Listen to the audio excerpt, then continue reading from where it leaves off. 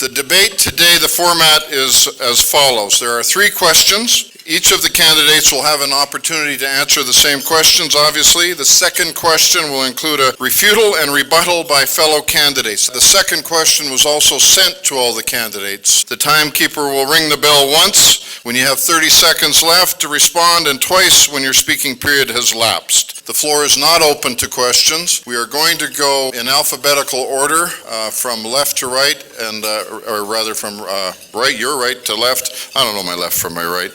We're going to start here with Craig. What is one housing and development issue that you believe City Hall must address if you are elected? Thank you, ladies and gentlemen, for allowing me to be here. It's good to see some old friends here. So, what do we want to do about housing? First of all, I think what we need to do is we need to fix City Hall and the development process, and specifically, because what I'm hearing, especially in these tough times, and I've been actually in corporate finance last year, was actually financing a couple of development deals here, that it's been difficult because it's still taking forever to get processes in, which is impeding the opportunity to hit the market at the right time, driving up costs. So what I want to try and do is 4 things as mayor in the first 100 days to change things dramatically. First of all, we're going to remove members of council and the administration from the Calgary Planning Commission, the DAB.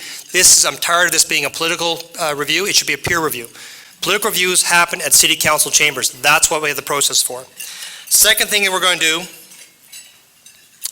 is the most important thing I think we need to do is enshrine entitlement rights to land and work with the province on that. Now, what does that mean? That means if you get, is that 90 seconds already? That's 30 seconds. Okay. Fight. Okay. Planning Commission, the entitlement rights. If you get 4-story, 120 units that council gives you, why are you competing and fighting over 3 years later the permit process? That's got to stop. When council gives you land rights, you get it. Third thing, engineers and architects, if they can say a building will go up, poop flows downhill, they'll stamp it, it's done. Last thing is servicing. It's time for us to be the regional leaders of the city, not the bullies. And we'll provide water and sewer and transportation for our fellow partners in the region. Thank you. Just a point of order here. We are going to speak from here. To my discredit, I didn't indicate that at the outset, so I apologize, Craig, and to the rest of the candidates, but you will speak from your microphone there. Joe? Well, thank you, Ken. It comes as no surprise to those of you here today that I'm just as frustrated as you are with the pace of development in this city, because City Hall has to take some responsibility in that. And I know when I was first elected, many of you came to see me and talked to me about those challenges. Talk to me about the fact that it takes you twice as long to get approval than it does to actually create the plan. So what did I do as a market research person? I brought together members of the community, members of the housing community, and developers and key individuals to talk about the challenges. And we put together a report that I said goes over the fence to the big shiny building next door. Well, it took about 6 months, 8 months before they responded, and their response was pretty lame. They said that, well, what they were going to do is they were waiting for a third-party review. And many of you in the room know about the third-party review. So then the third-party review came forward, and what happened again? It sat on a shelf. I was the one who brought forward the notice of motion to work on what I call the low-hanging fruit. There's some easy solutions that could be orchestrated, and those solutions will come back in November. We've got to get this city moving again, and part of that challenge is the frustration that you have at the development process, or the development appeal, at the development process. So in my first 100 days, we're going to do the easy stuff. And then after that, we're going to delve deeper into the report and deal with the more complex stuff, because we've got to get the city moving again. Development is key. It's part of the lifeblood of Calgary. That's one of the things we can do. It'll reduce costs and make housing come on stream faster, and make sure that it's less expensive as well. Thank you. Bob Hawksworth. Thank you. I think the overriding issue we have to address is risk and cost sharing strategies.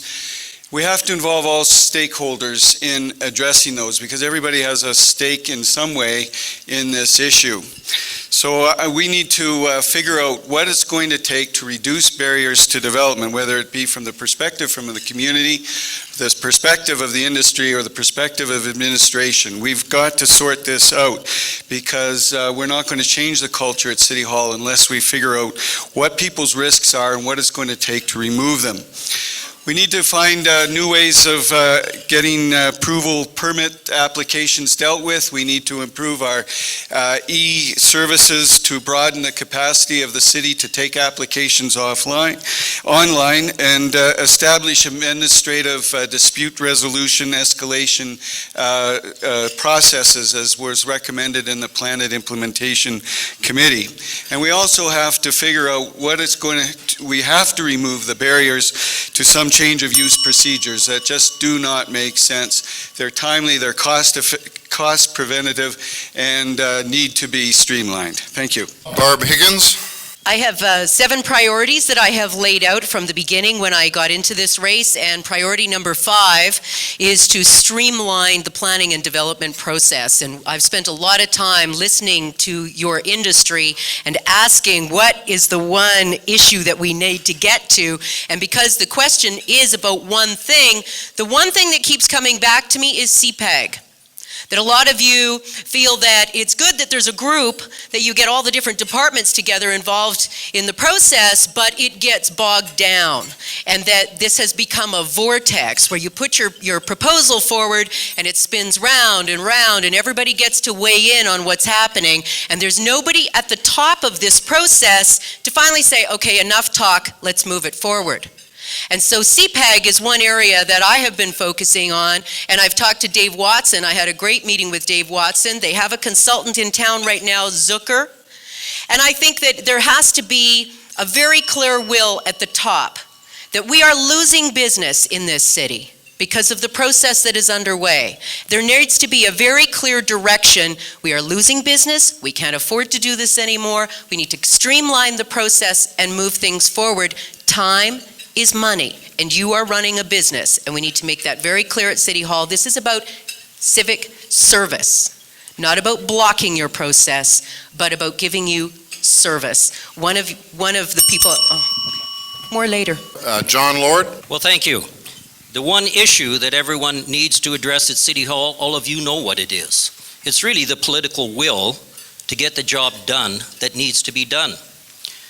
In my career, I've always focused on more action and less talk. And there's been a lot of talk about what needs to be done. Everyone has ideas, but really, it's the processes at City Hall bogged down in red tape that is costing you so much money, costing the economy of Calgary so much money. And in these tough global economic times, we simply cannot afford this as a city. This is a huge issue.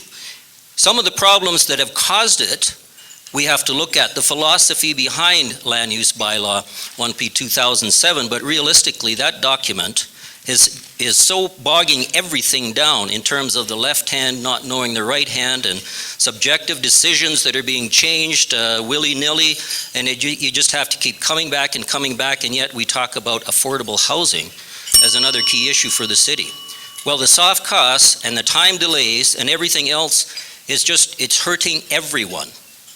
We really need the political will to just get into it and get action on this issue. How are we going to do it? I have looked at a number of processes. I've suggested maybe Six Sigma might be applicable. But realistically, we have to deal with the philosophy behind where it came from in the first place and make sure we're all on the same page moving forward. And that's going to get into some bigger questions, which we're going to discuss later. Rick McIver? Thanks, Ken. Thank you for being here today. The one issue that I hear that needs to be addressed is a level playing field. You folks know how to run your business. Our job is to make sure when you put an application in, it's good for the city. If you put in the application well, we need to stamp it approved. If you put it in wrong, we need to stamp it no. And it needs to be objective, and it shouldn't be different depending upon which planner looks at it, and it shouldn't be different depending on if the planner changes 3 times during the process. Our job is to set the policies. You meet the policies, we say yes. You don't, we say no, and we do it in a lot shorter period of time than we're doing right now. And the level playing field also applies to the rooftop risk. We need to get it right with you. When we're putting new infrastructure in for new communities, we need to get it right about how we pay for that, not leaving the taxpayers stuck with a big bill and yet getting the approvals done. an implementation policy is part of that level playing field. We need a real set of rules, rules of engagement going forward, where we've agreed what is in the taxpayer's best interest, what will allow responsible development to go forward. And along with that level playing field, that will help to provide the type of affordability that'll have businesses and homes choosing to be in Calgary, and that ends up being better for all taxpayers too. My vision of the city is to have everybody in the city paying their share of the freight, enjoying their share of the benefits. A level playing field. You need to know, all you got to do is do your job right, and you can get approvals, and you know how to do that. Thanks. Naheed Nenshi.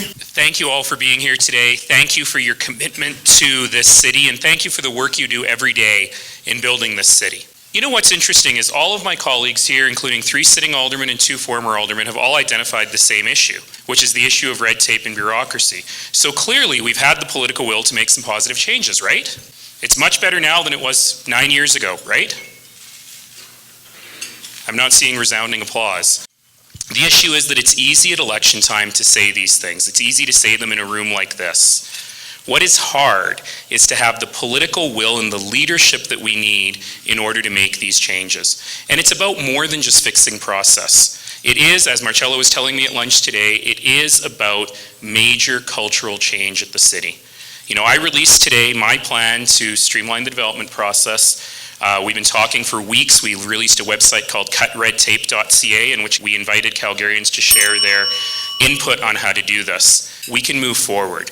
But we have to move forward in a way that involves great cultural shift. We need the planners to say, you know, I'm a success when Hopewell or Genstar or Karma or Qualico can start putting up show homes a year after they buy the land, not 3 years or 10 years after they buy the land. And we need the political will and leadership to ask the tough questions, to break down the current system, and to build a system that serves not only your industry, but Calgary much, much better. If you come to the table with me, I will come to the table with you to reduce costs in this business. Thank you, Naheed. Wayne Stewart. Thank you.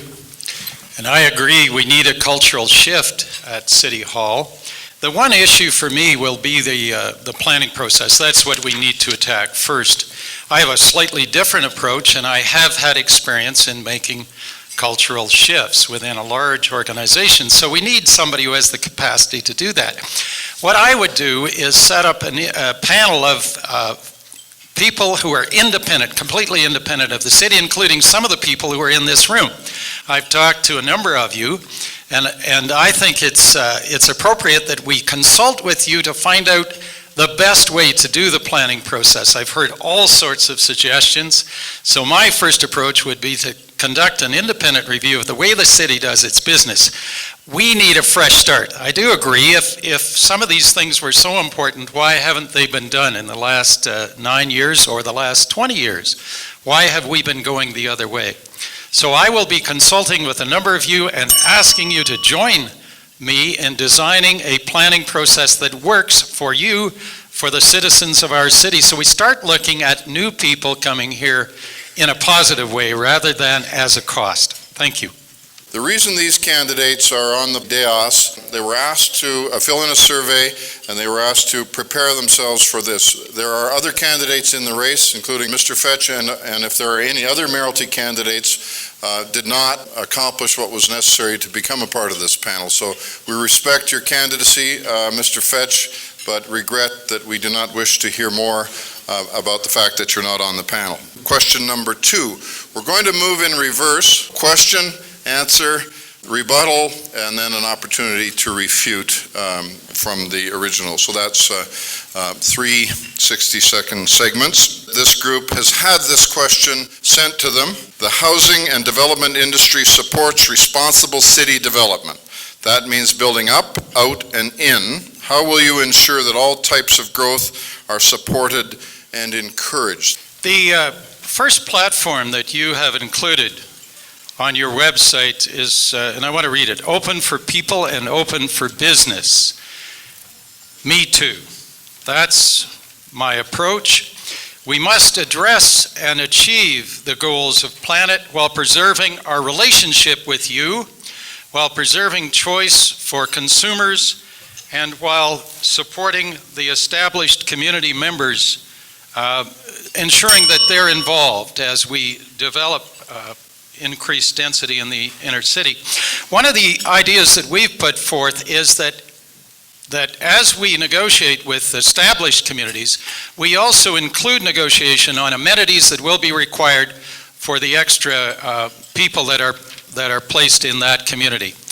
So, preserving planet while preserving our relationship with you, and that will be my approach. Thanks, Ken. We have no one that wishes to rebut, so we'll move on to the next question. Nahed Nenchi. I'm a strong supporter of the principles in Planet Calgary. Most of you in the room know that about me already. But I also believe that we need to be able to work together in order to make this thing happen. You know, you guys are not the bad guys. City administration are not the bad guys, despite how they act some days. City council also are not the bad guys here. What we need, though, is the ability to have authentic dialogue, authentic discussions, take the partisanship off the table, and talk about what's right for the city. We all share the same goals here. The goals are to build great communities for Calgarians that will make sure that this city is fiscally and environmentally sustainable going forward. Now the question is, how do we do that? And my commitment to you is that if you come to the table with me as mayor and we have honest discussions about the revenue side and the cost of growth piece, my commitment to you is that we'll have honest discussions about the cost side and figuring out ways to take cost out of the system so that you can do your jobs better and more efficiently.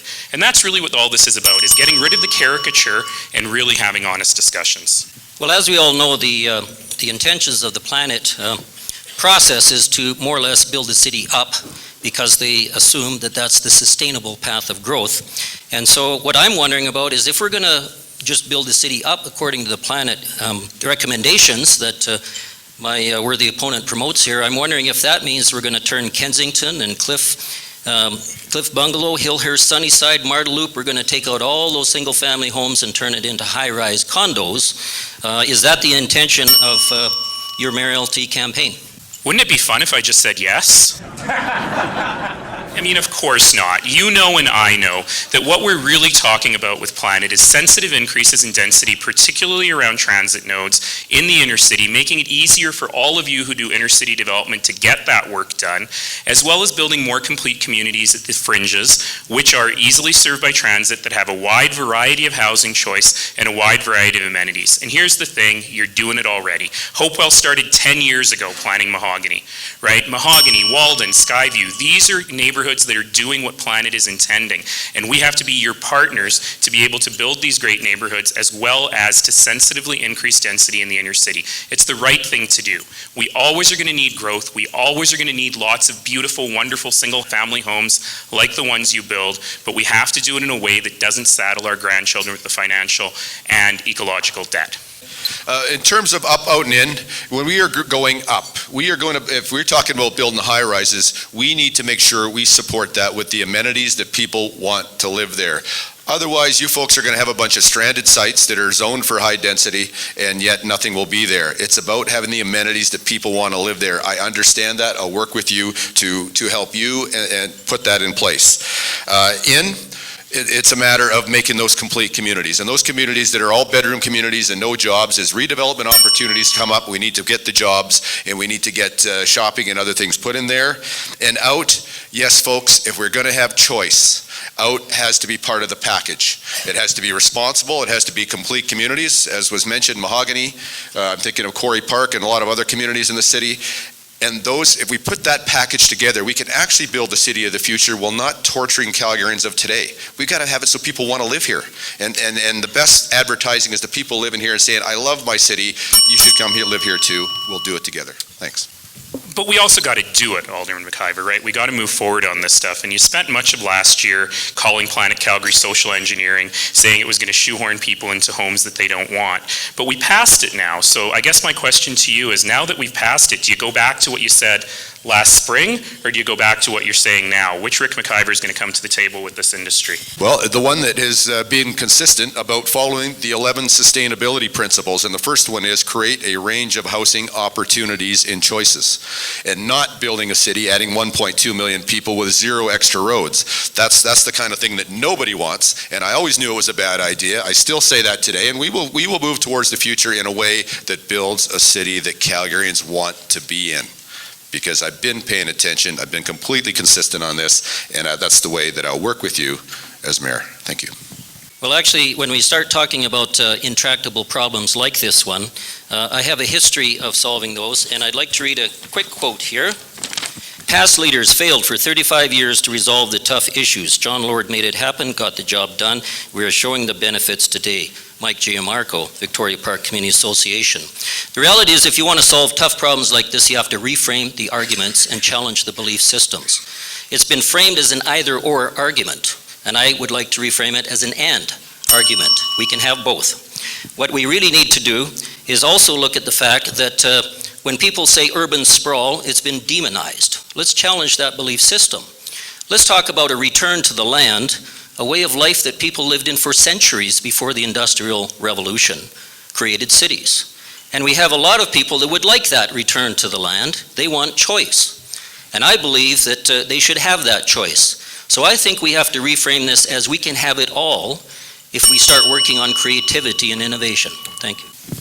I've heard there's some confusion about whether I support Planet. Yes, I support Planet. What I do not support is ramming it down people's throats overnight.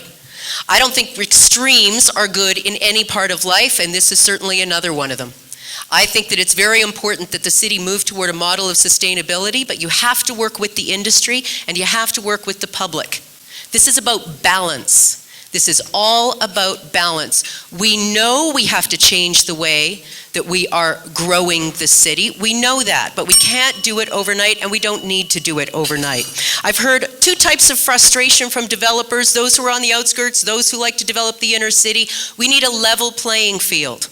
We need to streamline the process, we need clear standards, and then we need to streamline it so decisions get made and we move forward. This is about service and a level playing field. And it's not about us versus them. It's about the community working together with city administration and leaving the politics on the outside of the door. Craig Burrows. Thank you, Barb. Just a clarification for you. If you could give us an example of actually identify a problem, provide a solution, how are you going to pay for it, and how are you going to implement it on one of these particular things regarding Planet? I would appreciate your knowledge on that. Well, I think in the case of Manchester, we're in a very interesting situation where developers are looking to come in, and we have a fabulous project, Inner City, where we can work toward the Planet proposal. We can invite developers, builders to come in and create a nice density project. And this answers a number of questions that are being asked about the city. This is Inner City. This is close enough to transit. This is a location where people can work and live. Is that 30 seconds or is that double? 30 seconds. 30. And I think this is a great example of the city opening up space. And the city doesn't have to get in like East Village, which was a unique situation. You know, Manchester is a great opportunity to move forward. And I don't think the city has to pay for it. I think the city has to be open for business and has to make it easy for business to do business. Bob Hawksworth. Thank you very much. I'm not sure that the next 3 years is going to be anything like what we've recently experienced. We are in turbulent times, and I don't think anybody in this city knows it more than those of you in this industry. We are going to need a mayor who can listen, who can work with all stakeholders, who's got a track record of being able to build collaborative relationships. Because we need someone in the mayor's office who can help us all manage through turbulent times. That's what we're facing. And we need somebody with experience, somebody you know, somebody you trust, somebody who's not going to add to the turbulence, but is going to help all of us manage through it. I think that's going to be the most significant challenge facing this mayor, especially, and the council that's coming into office in November. Joe Connolly. My friends, we're at a critical time in our history as a city. This election will set the direction for decades to come. Calgarians are the brightest, the youngest, the best connected, and best educated in the country. We are a smart city. And while there are many up here making promises, I only have one promise for you. Calgarians' voices will be heard. No person up here has all the answers, not City Hall, not council, not administration. Calgarians are not a part of the solution. Calgarians are the solution because Calgarians know what's best for their community, their city, and their future. But there's a disconnect at City Hall. When did we ask Calgarians, please restrict the land supply so I can pay more for my lot? When did we do that? The reality is, ladies and gentlemen, there's a vision at City Hall that's in direct conflict with what the average Calgarians want. There's a vision that wants you out of your single-family home, out of your car, and out of your backyard. This is a direct conflict with Calgarians' hopes, dreams, and wishes for the future. We need to harness the intellectual capital, whether that be up, out, Thank you, or Joe. in. Wayne Stewart? Typically, that's what I wanted to say first. Typically, in these forums, the question gets changed as we go down the line. So I'd like to respond to what is the new question, and the new question seems to be who can do the job. I agree that we need to get all people together, and we need someone who's been able to get people whose opinions differ, and sometimes people who don't even like each other working together. So if that is the question that's being asked, then I put my record on the line. Joe, you have an opportunity to refute. I won't refute it because I listen to Calgarians. You can talk to anyone in Ward 6, talk to my community partners, talk to the developers that are here. There's many here today. The community works with the developers to create the community they want. If you want to talk about leadership, look at my results. City Hall's not broken. It needs an overhaul, certainly, but it's not broken. I brought $1 billion worth of infrastructure to Ward 6. That would not be possible without leadership skills, without getting the support of Bob and Rick and at least 6 other people. That's how it works, ladies and gentlemen. But Calgarians have told me, because I told you I'm a market research guy, they want their city back. They want their voice heard, and I will deliver it. I want to harness their intellectual capital through the internet so that we can build the city we all want. We have the technology today. They are the brightest, they are the best connected, and we need their input to put it together. Otherwise, you're going to get 3 more years of what you've just seen. Thank you. Craig Burrows. $1 billion of infrastructure that you're going to pay years and lot levies to pay for. The issue is this. You know what I haven't heard today is actually the one key message of the problem with the planet, and that's affordability. We don't have a housing problem in Calgary. We have an affordability problem, and we need to look at that. So how do we do that? We get people downtown by investing in downtown, building libraries, building an art center, helping the Flames because it's more than just arena, it's an entertainment venue. It is. I'm not going to pay for it. I'll just help you. In our existing communities, if you want them to work, is you got to have density around the transit-oriented developments. And the best thing we can do to make sure you guys will invest your money in that is we need to enshrine entitlement rights. So when you get land use, you can take it to the bank and you can build on it. Lastly, new communities. We need basically to live the dream. People want us to live a single-family home. I love my single-family home. Everyone here loves a single-family home. Let's make sure all Calgarians can do it. And how we're going to do it? By putting more hockey rinks and soccer facilities in the kids, by investing it, but not asking for lot levies, using the current funds Calgary has so we don't keep putting it on the new homeowner. Rick McIver. Thank you. And if we're going to get there, we're going to have to talk. It's about trust and it's about certainty. That's what attracts investment. You know that over the last 9 years, there's been a lot of development issues discussed. We've had lots of discussions, and the best thing that I like to hear from people in this room is, Rick, we don't always agree, but we can trust what you say. That is what we need going forward. Trust and certainty is what will attract investment. Trust and certainty are what will give you and other people in the industry the confidence to keep investing in our city, and then we all win together. Craig, you have the opportunity to refute. Trust is important. And trust means you got to find a mayor who actually will work with others, has a track record working with others, has a track record doing no emotions with others, because you want to know why? Sometimes it's not about just be the person standing in the lone light saying, well, look at me, look at me. Sometimes you got to stand back and say, look, for the group, let's do it together. You know, I worked with members of council when I was on council from all perspectives. And we did things, whether it's on public safety, whether it's on recognizing our Olympians. I knew when I couldn't get the votes that I went to and asked members of council to join me, because it's not about being one person by themselves, it's about working with others. That's leadership. And leadership now more than ever is listening, because the reality is, you're right, we don't have all the answers. You don't either. But together, we can make a difference, we can build a better city, and more importantly, we can build an affordable city. What is the one key attribute you will bring to City Hall that differentiates you from other candidates? We're going to go back in alphabetical order, beginning with Craig, and there is no opportunity for rebuttal or refutal. There will be one answer from each person on this. Craig Burrows? I think I offer you the balance of best of both worlds, that I was on city council, I know how city council works. I also learned humility. I got taken to the woodshed, I got the slivers to prove it. But I also spent the last 3 years in corporate finance understanding how money works. And I can tell you right now, on Friday, I'm announcing a property tax plan of 3% with actually adding more police, fire, and transit, as well as snow removal. How are I going to do it? Because I spent the last 3 years understanding numbers, and I also have the experience in City Hall to actually make it work. So I'm looking forward to Friday when you actually see a council that's actually starts being more sustainable. And actually, the question is not a 13% tax increase that Bob asked for the service you need. And it's not a blind, I'll do 4%, but I won't actually give you a plan that Rick has. So if they have ideas, I'd love to hear it, because on Friday, I will actually dictate how we're going to get this budget in control. Joe Connolly, what is the key attribute that differentiates you from other candidates? Well, I think it has to do with my history in technology. I worked at TELUS for 10 years. I worked on BlackBerries when there were personal digital assistants, and I worked on the internet when it was called Polaris. And that's what I bring to the table today, ladies and gentlemen. When I talk about your voice matters, your voice will be heard, and take back your city, it's wrapped around new technology on the internet. And that's what we need to do. We need to harness the intellectual capital of this room and of the entire city through the power of the internet. Only then will we get the priorities right. It's not about forgoing face-to-face. Face-to-face will always be there. But how about 100,000 people telling you what their actual desires are, what their actual dreams are, what their actual priorities should be? This is no longer a race about mayor.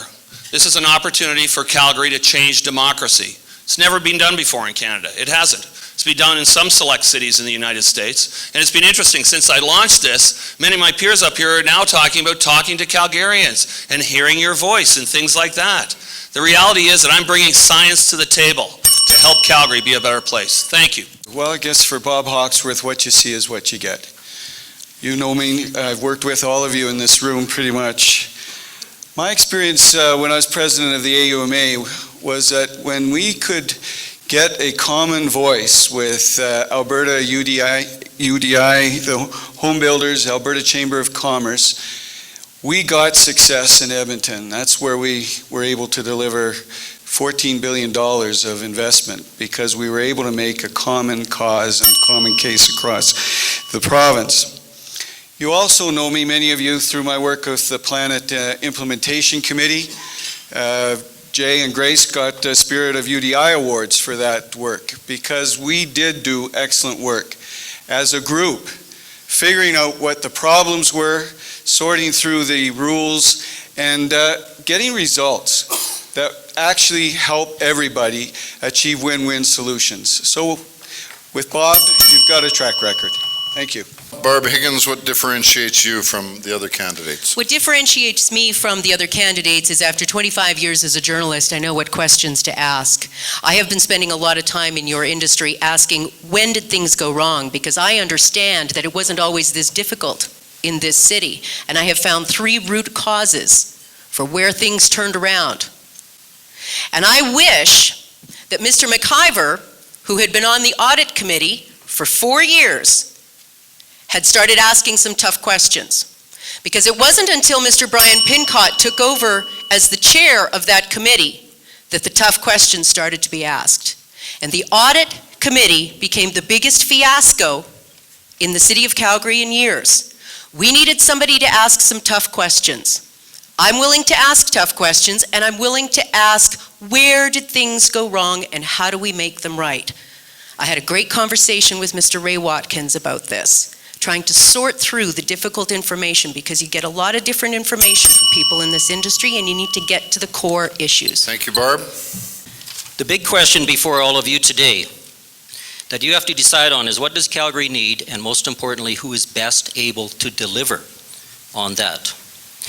And in that regard, I would point to my track record and my accomplishments as proof of what I can do and will be able to do in future. Over 30 years in successful business, my small business, Casablanca, became a finalist for Alberta Small Business of the Year. That's experience no other candidate has. Licensed financial credentials watching the global stock markets over the past 6 years. Credentials no other candidate has. An MLA with the province, and wouldn't it be good to have those provincial relations for our city? First name basis. Experience at City Hall, 2 terms. My first motion saved $100 million for the taxpayers changing light bulbs in 1995, before Kyoto. I said, I have the track record, and I also have the accomplishments, and I have credentials for this job that no other candidate has. and I put myself forward as the candidate best able to deliver. Thank you. Thank you. Well, I'm not applying to run a television station. I'm applying to do something that I have experience at. I'm applying to lead this city, something I've been a very effective part of for the last 9 years. And if you talk about results, if you talk about in Ward 9, some of the best communities that we've worked together on and we've got done, Corey Park, Seaton, Mahogany, I can get things done. I have been the one, no one's asked harder questions than I have. I was part of ordering the purchasing audits. That I've always been at the forefront of taking a lead on the difficult situations and never being afraid to stand up and be heard. You need somebody that's been in front of the camera where it's dangerous. You need somebody that actually knows what it's like to be asked the hard questions and have the answers for those. This is no time for on-the-job training, folks. You need some solid experience. You need somebody that knows what a rooftop risk is. You need somebody that knows what's going on and won't spend the first 6 months figuring out what it is that you do. Thank you. Naheed Nenshi, the differentiation of you from the other candidates. Maybe it's the fact that I don't have a track record, on council of 9 years of making things worse, of 9 years of screaming a lot and never actually getting anything done. And I think that that's the real issue here, because it's not just about asking the right questions, it's about brokering the solutions. It's about finding the compromises, it's about moving forward. Because standing in the back asking what you think are tough questions and not having any answers is as bad at not asking any questions at all. And let's look at that track record. Last week I asked some tough questions. I ended up on the front page of the newspaper about it. Ms. Higgins said it was irresponsible to ask those tough questions. Alderman McIver said I should have been embarrassed for asking questions. That's what I bring to you. I bring to you a combination of expertise and leadership, but the ability to ask the questions and find the solutions. And that, friends, is something that has sadly been in very short supply in this council. And when elected mayor, that is something I offer you. The ability to have tough, grown-up conversations and to come up with solutions that serve us all well. Wayne Stewart. Well, I think it's pretty obvious. You look at my gray hair. Nobody on this panel can have the experience I've had because they haven't been around long enough. So that's what differentiates me. I was born on a farm many years ago, and I bring the common sense and the sense of practicality. The other thing that I bring is a bit of humility. I will not make a statement just to get front page coverage. I will not spout things that I cannot do. When I commit, I deliver. But what differentiates me is experience. Everybody talks about experience. I have 27 years in the energy industry, so I manage big budgets, and I've always brought budgets and projects in on time and on budget. Experience is what differentiates me. Thank you, Wayne, and thank you to all of the candidates.